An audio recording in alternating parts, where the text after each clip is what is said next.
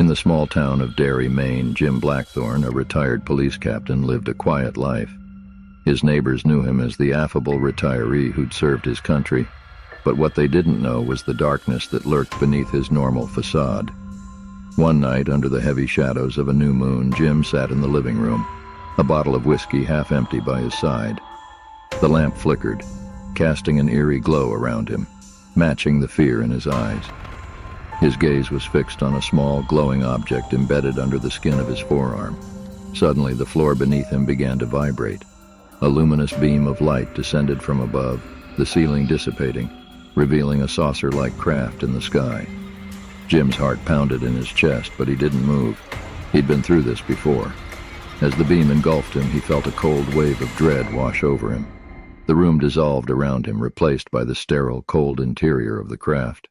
Figures, too slender and tall to be human, hovered around him, their eyes glowing a cold, unsettling blue. "Another checkup, huh?" Jim asked, his voice trembling.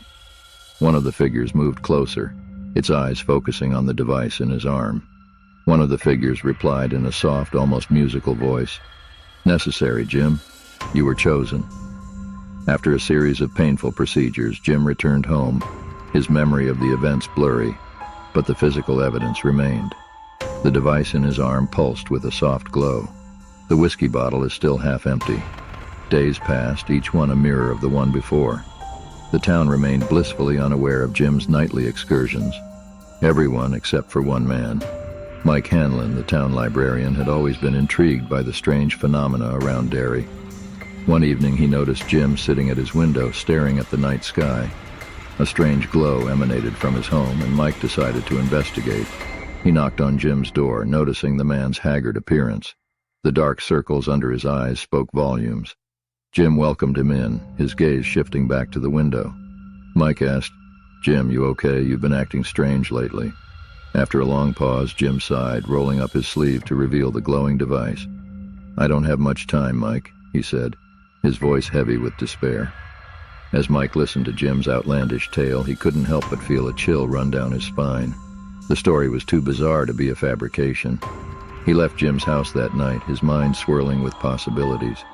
Days turned into weeks, and Mike noticed a decline in Jim's health. His once robust figure was now frail, his face gaunt. Concerned, Mike decided to intervene. He proposed they try to remove the device. Jim, desperate and out of options, agreed. Late one night, they attempted to extract the device. As soon as the scalpel made contact with the glowing object, Jim's body seized up. His eyes rolled back, and his voice echoed through the room, no longer his own, but 1,000 voices speaking in unison. "Interference will not be tolerated." The house shook violently, and a blinding light filled the room. When Mike's vision cleared, Jim was gone. The glowing device lay on the floor, silent and dark. Jim was never seen again. The town chalked it up to the strange happenings of Derry, but Mike knew the truth. The truth was that Jim had been taken, not by a random act of fate, but by beings from beyond our understanding. Mike held on to the now inert device, a chilling reminder of his friend's fate. He became a silent guardian of Jim's tale, the only one who knew what had really transpired. In his solitude, Mike turned to his typewriter, penning down the haunting tale. He sent the manuscript, titled The Chosen, to a publisher under a pseudonym.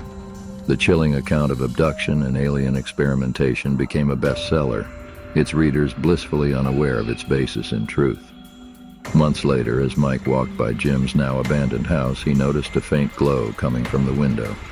He hesitated, his heart pounding in his chest. He pushed the front door open, stepping into the dimly lit room. There on the table was a bottle of whiskey half empty, and beside it a note. "Thank you, Mike," it read, "for telling my story. Remember, we are not alone." Mike left the house, the eerie glow fading behind him. The town of Derry, Maine, was left with one more unsolved mystery, one more ghost story to add to its collection. But for Mike Hanlon, it was a reality, a chilling reminder that we are but a small part of a vast and sometimes terrifying universe.